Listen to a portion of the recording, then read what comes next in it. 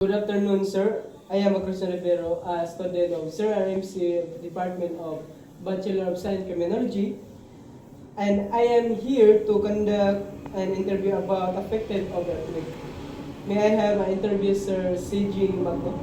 Yes, you may. Good afternoon also. So, first question, sir, is what wa- what was your first reaction when the earthquake happened in northern Cebu, and the epicenter was here in Cebu City? At first, I was so shocked. Ikapoy ko ato, kay natulog ko, and then I felt devastated no kay kanang for how many years karon pa nako to na kanang experience na kusog jud kaayo dahil man ka na 6.9 kanang magnitude and the intensity kanabot siya og 7. And wala sad ko to nag-expect nga ang kanang epicenter kay ari sa Bugo, sa Nailon, sa Marina Nailon ato sa dapin sa dagat ato. So kanang na kuan ko ato to pagitabuha kay na nahadlo ko ato kaya nagratol bitaw kaya nagpanic nga sa best hindi what if ni ikaw man sa ato ang ikaw man sa linog kay mag bitaw mag tsunami bitaw.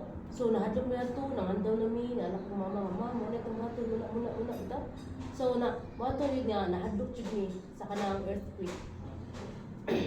So, ang second, sir, is how did you respond to help the people right after earthquake? So for me kay ako na respond no. Yung anak ako nga relax lang gid mo, relax lang kay inubro na hinera na. Pero wajud kusog jud kayo to. Ako mangod gani kay ako ra jud na help for all those people nga kanang naa sa atong community which is usara gid akong natabangan. During the earthquake, gabi man to nitabo no, around 9 PM. Paghinog na to kay gikabiran din ako kung manghod kay hadlo ko matagakan sa mga konbitaw niya dapin rami sa among katulganan is dapin sa printer. So what if matagakan ako manghod or ako ato simbak ko. So matigog guro no. So ako ra jud natabangan kay ang ako arang manghod. Manghod ra jud ako natabangan kay tapad man may og katulog.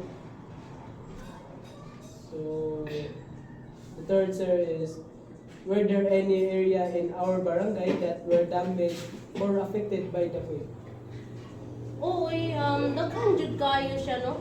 Actually, dili lang jud kayo diri sa kanang Bugo City but all northern Cebu is affected of earthquake. So ang epicenter is diri lang jud sa Bugo.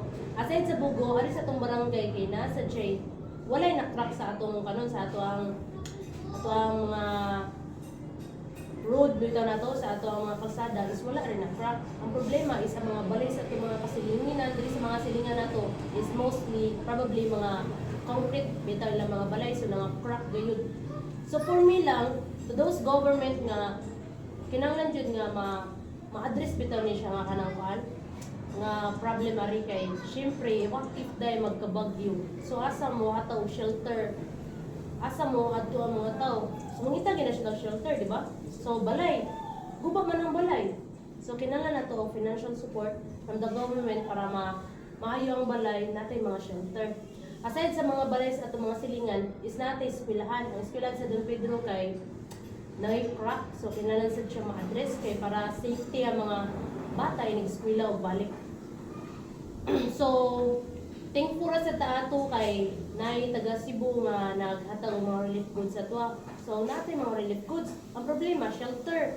Shelter na to ang problema diri. So mao ra to siya So, sir. Sir Magno, Pwede ra nimo. thank you, sir.